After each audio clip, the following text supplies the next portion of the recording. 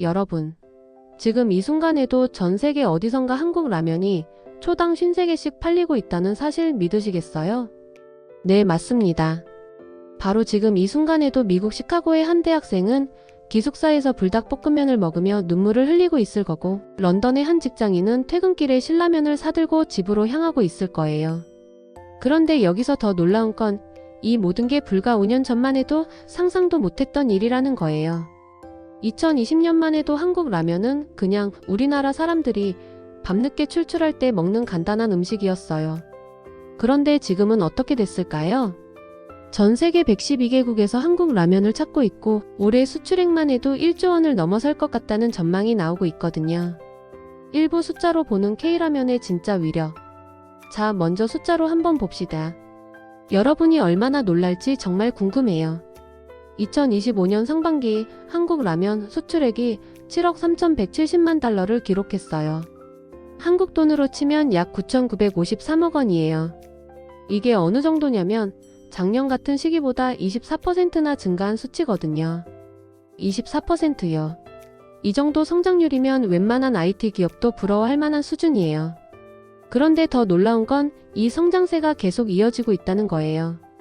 전문가들은 올해 연말까지 한국 라면 수출이 1조 원을 돌파할 것이라고 예측하고 있어요. 1조 원이에요, 1조 원. 이게 얼마나 큰 돈인지 감이 안 오시죠? 한국의 전체 농식품 수출 중에서 라면이 차지하는 비중이 점점 커지고 있어요. 김치도 아니고 고추장도 아니고 바로 우리가 야식으로 먹는 그 라면이 한국 농식품 수출의 주력 품목이 되었다는 거예요. 2부 삼양식품 어떻게 세계를 정복했나? 그럼 이 놀라운 성공의 주인공들을 한번 만나볼까요? 첫 번째 주인공은 바로 삼양식품이에요. 삼양하면 뭐가 떠오르세요? 당연히 불닭볶음면이죠. 삼양의 불닭볶음면은 정말 전설적인 성공 스토리를 가지고 있어요. 2024년 기준으로 삼양 전체 매출의 80% 이상을 불닭 시리즈가 차지하고 있거든요. 80%요. 한 제품이 회사 전체 매출의 80%를 차지한다는 게 말이 되나요? 이게 바로 글로벌 히트 상품의 힘이에요. 삼양의 영업이익은 작년 대비 133%나 상승했어요. 133%. 거의 2배가 넘게 늘어난 거죠. 이런 성장률은 진짜 드문 일이에요. 그런데 삼양이 여기서 멈추지 않았어요. 올해 중국 저장성 자싱시에 첫 해외 공장을 건설하고 있거든요. 이 공장이 완공되면 연간 8억 4천만 개의 라면을 생산할 수 있다고 해요. 8억 4천만 개요. 이게 얼마나 많은 양인지 상상이 되시나요? 전 세계 사람들이 한국 라면을 얼마나 좋아하는지 알 수 있는 숫자예요. 3부 농심, 오랜 경험으로 만든 안정적인 성공. 두 번째 주인공은 농심이에요. 농심의 신라면은 삼양의 불닭처럼 폭발적이진 않지만 꾸준하고 안정적인 성장을 보여주고 있어요. 2023년 기준으로 농심의 해외 매출 비중이 전체의 60%를 넘어섰어요. 이게 얼마나 대단한 일인지 아시나요? 한국 회사가 국내보다 해외에서 더 많은 돈을 벌고 있다는 뜻이거든요. 이건 정말 글로벌 기업이 되었다는 증거예요. 신라면은 특히 미국에서 정통 아시안 스파이시 라면으로 자리 잡았어요. 코스트코, 월마트, 아마존 같은 대형 유통업체에서 대량으로 판매되고 있거든요. 미국 사람들한테 신라면은 이제 믿을 수 있는 식사가 되었어요. 캠핑 갈 때도 가져가고 숙취 해소용으로도 먹고 간단한 한 끼 식사로도 활용하고 있어요. 사부 틱톡과 유튜브가 만든 기적 파이어 누들 챌린지. 그럼 도대체 어떻게 한국 라면이 이렇게 인기를 끌게 된 걸까요? 가장 큰 역할을 한 건 바로 파이어 누들 챌린지예요. 영어로 파이어 누덜 챌린지죠. 이 챌린지는 정말 간단해요. 불닭볶음면을 먹고 얼마나 매운지 반응을 보여주는 거예요. 그런데 이 간단한 챌린지가 전 세계적으로 퍼져나가면서 엄청난 일이 벌어진 거죠. 틱톡이나 유튜브에서 외국인들이 불닭볶음면을 먹고 눈물을 흘리거나 우유를 벌컥벌컥 마시는 영상들 많이 보셨죠? 그런 영상들이 수백만 번씩 재생되면서 자연스럽게 한국 라면에 대한 관심이 높아진 거예요. 특히 젊은 세대들 사이에서는 불닭 챌린지를 성공하는 것이 마치 용기를 증명하는 일처럼 여겨지기도 했어요. 이렇게 단순한 먹는 행위가 놀이가 되고, 놀이가 문화가 되고, 문화가 상품 구매로 이어진 거죠. 이게 바로 소셜미디어 시대의 마케팅 파워예요. 오브 현지화 전략의 승리. 한국 라면이 성공할 수 있었던 또 다른 이유는 바로 현지화 전략이에요. 불닭볶음면만 봐도 그래요. 원래 불닭볶음면은 진짜 매운맛 하나뿐이었어요. 그런데 지금은 어떤가요? 까르보 불닭, 로제 불닭, 짜장 불닭, 심지어 치즈 불닭까지. 각 나라 사람들의 입맛에 맞춘 다양한 버전이 나왔어요. 이탈리아 사람들은 까르보 불닭을 좋아하고 미국 사람들은 치즈 불닭을 선호한다고 해요. 각 나라의 음식 문화에 맞춰서 제품을 개발한 거죠. 포장지도 마찬가지예요. 영어, 일본어, 중국어, 스페인어로 제품명이 표기되어 있고 각 나라의 인증 마크도 붙어 있어요. 이런 세심한 배려가 한국 라면을 단순한 이국적인 음식이 아니라 일상적으로 먹을 수 있는 음식으로 만들어준 거예요. 육부 미국에서 일어난 라면 혁명. 미국에서 한국 라면이 어떻게 받아들여지고 있는지 구체적으로 살펴볼까요? 미국에서 한국 라면은 이제 주식이 되었어요. 정말이에요. 미국의 한 조사에 따르면 미국 소비자들은 한국 라면을 저렴하면서도 깊은 맛을 가진 믿을 수 있는 식사로 인식하고 있다고 해요. 특히 대학생들 사이에서 한국 라면의 인기가 정말 높아요. 왜냐하면 값은 저렴하면서도 맛은 훨씬 풍부하거든요. 미국의 일반적인 인스턴트 라면은 맛이 너무 단조로워요. 그런데 한국 라면은 국물도 진하고 면발도 쫄깃하고 매운맛도 있어서 훨씬 만족스러운 식사가 되는 거죠. 캠핑 문화에서도 한국 라면이 필수 아이템이 되었어요. 미국 사람들이 캠핑 갈 때 가져가는 음식 목록에 한국 라면이 들어가 있다는 거예요. 숙취 해소용으로도 인기가 높아요. 미국 사람들이 술 마신 다음날 아침에 한국 라면을 먹으면 숙취가 해소된다고 믿고 있어요. 실제로 매운 음식이 숙취 해소에 도움이 되긴 하죠. 7부 유럽에서 만난 뜨거운 반응. 유럽에서의 반응도 정말 뜨거워요. 특히 영국에서는 한국 라면을 파는 전문점들이 생기고 있어요. 런던의 한 지역에서는 코리안 누들 스트리트라고 불리는 곳까지 생겼다고 해요. 독일에서는 한국 라면을 아시안 퓨전 푸드로 인식하고 있어요. 독일 사람들이 한국 라면에 소시지나 치즈를 넣어서 자신들만의 방식으로 먹고 있다고 해요. 프랑스에서는 한국 라면을 가스트로노미의 관점에서 접근하고 있어요. 프랑스 요리사들이 한국 라면을 베이스로 한 새로운 요리를 개발하고 있다고 해요. 이탈리아에서는 한국 라면을 파스타와 비교하면서 아시안 파스타라고 부르기도 해요. 이탈리아 사람들이 한국 라면을 자신들의 파스타 문화와 연결해서 이해하고 있는 거죠. 8부 동남아시아의 매운맛 열풍. 동남아시아에서의 반응도 정말 흥미로워요. 태국에서는 한국 라면이 더 매운 똠양꿍으로 인식되고 있어요. 태국 사람들이 원래 매운 음식을 좋아하잖아요. 그런데 한국 라면의 매운맛이 태국 음식과는 또 다른 종류의 매운맛이라고 해요.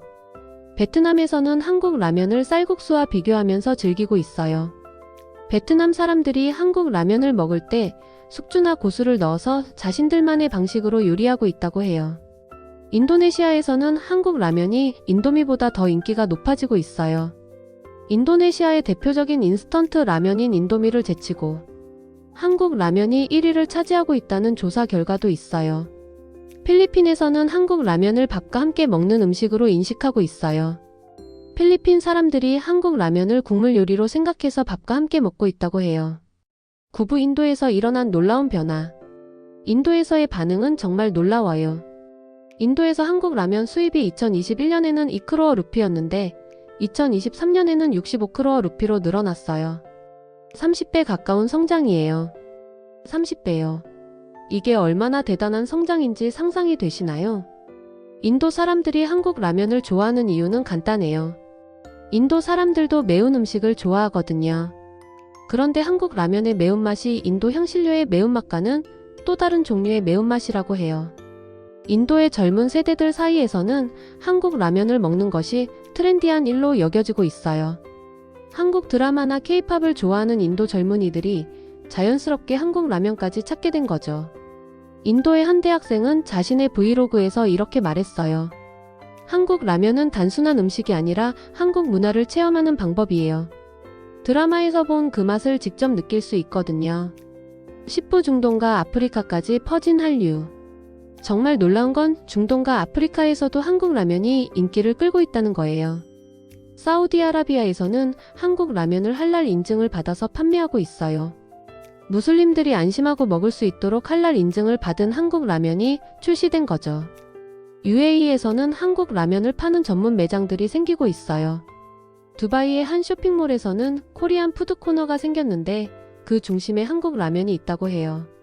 이집트에서는 한국 라면을 아시안 파스타라고 부르면서 현지 음식과 융합해서 먹고 있어요. 이집트 사람들이 한국 라면에 현지 향신료를 넣어서 자신들만의 맛을 만들고 있다고 해요. 남아프리카 공화국에서는 한국 라면이 프리미엄 인스턴트 푸드로 인식되고 있어요.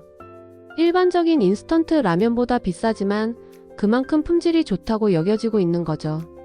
11부 개인적인 이야기들 전 세계에서 온 한국 라면 체험담. 이제 좀 더 개인적인 이야기들을 들어볼까요? 전 세계에서 한국 라면을 체험한 사람들의 실제 이야기예요. 미국 시카고의 한 대학생 제이슨은 자신의 인스타그램에 이렇게 썼어요. 오늘 처음으로 불닭볶음면을 먹어봤는데 정말 미친 경험이었어요.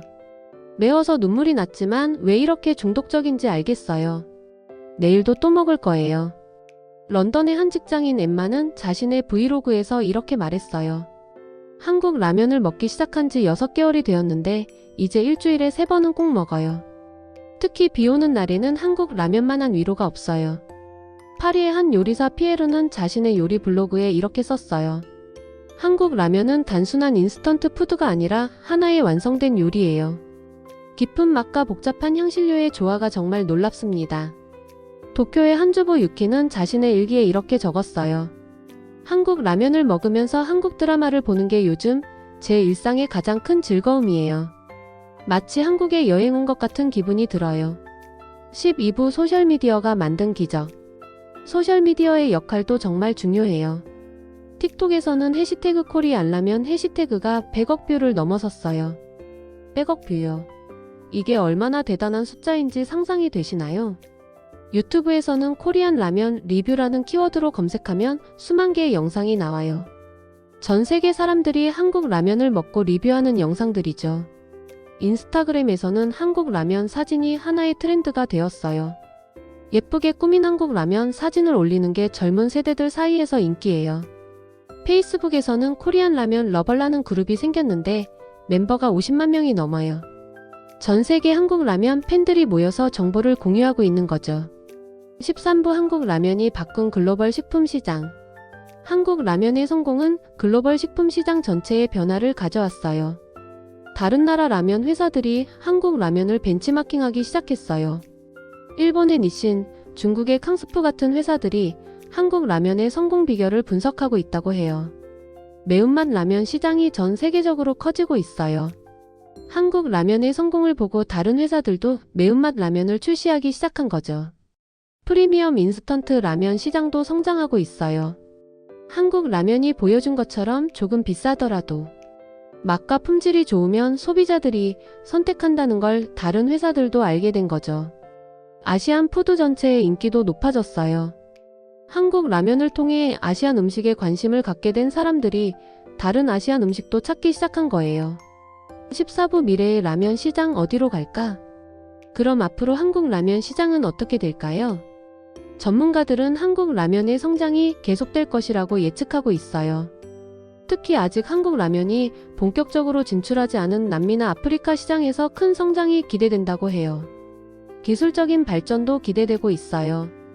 더 건강한 라면, 더 다양한 맛의 라면, 더 간편한 조리법의 라면들이 개발될 것 같아요.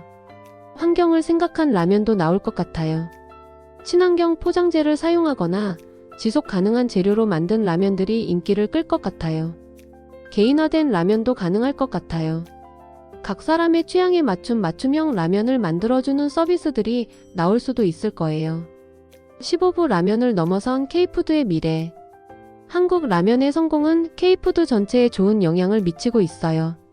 한국 라면을 통해 한국 음식에 관심을 갖게 된 외국인들이 김치, 불고기, 비빔밥 같은 다른 한국 음식도 찾기 시작했어요.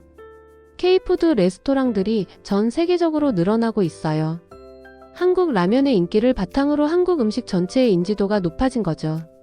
한국 식품 회사들이 다른 제품들도 해외에 수출하기 시작했어요. 한국 라면이 만들어준 유통 네트워크를 활용해서 다른 한국 식품들도 해외로 나가고 있는 거예요. 16부 문화적 의미와 사회적 영향.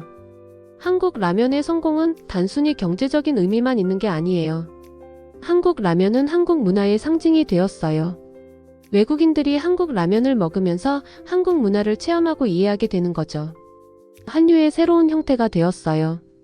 K-팝, K-드라마, K-뷰티에 이어서 K-푸드가 한류의 새로운 영역을 만들어낸 거예요. 글로벌 소통의 도구가 되었어요. 전 세계 사람들이 한국 라면을 매개로 소통하고 있어요. 언어나 문화가 달라도 한국 라면을 통해 공감대를 형성할 수 있거든요.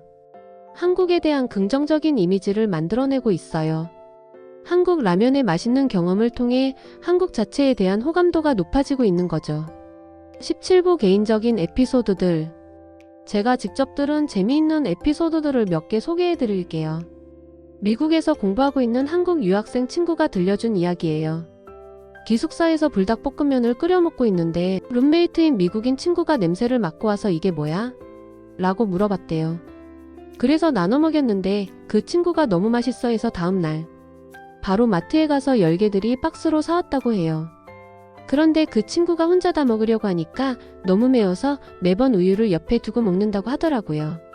독일에서 워킹홀리데이를 하고 있는 친구 이야기도 재미있어요. 독일 친구들한테 한국 라면을 소개해줬는데 그 친구들이 너무 좋아해서 매주 한국 라면 파티를 열고 있다고 해요. 각자 다른 종류의 한국 라면을 사와서 함께 먹으면서 맛을 비교하는 거죠.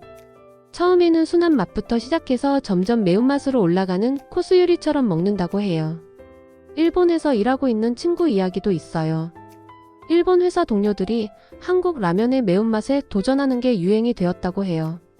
특히 불닭볶음면을 먹고 나서 얼굴이 빨개지는 걸 서로 사진으로 찍어서 SNS에 올리는 게 회사 내에서 하나의 문화가 되었다고 하더라고요. 캐나다에서 만난 친구는 더 재미있는 이야기를 해줬어요. 현지 마트에서 한국 라면을 사려고 하는데 직원이 이거 정말 매운 거 맞아요? 라고 물어보면서 걱정해 주더래요. 그래서 괜찮다고 했더니 그 직원이 저도 하나 사볼게요 라고 하면서 함께 계산했다고 해요.